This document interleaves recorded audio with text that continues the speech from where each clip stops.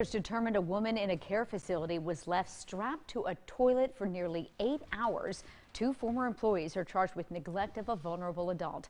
7 News reporter Ann Maxwell has been digging into this, and she has more from the Witten Center in Clinton. The investigation came at the request of the facility. The Witten Center is run by the State Department of Disabilities and Special Needs. A spokesperson with the agency says both of these employees were fired back in December after an internal investigation.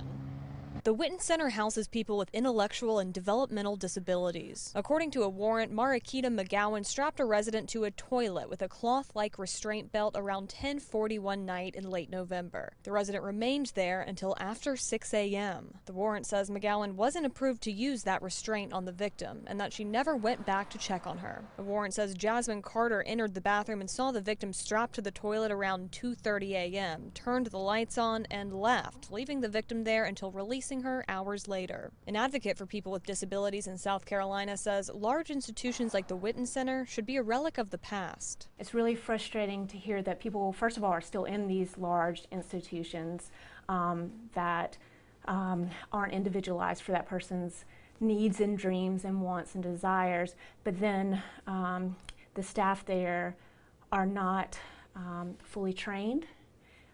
They are not paid very well. According to the Department of Disabilities and Special Needs, the Witten Center's base pay is $13 an hour, which a spokesperson says makes it more difficult to recruit and retain workers. A DHEC report from January shows the Witten Center was fined $5,700 for violations including failure to implement the facility's policies and failure to ensure residents were protected from physical restraints and abuse. Other states have shut down their institutions. South Carolina is lagging behind. And we need to do better. A spokesperson with the Department of Disabilities and Special Needs says the Witten Center has adequate staffing and continues to meet the needs of individuals in its care.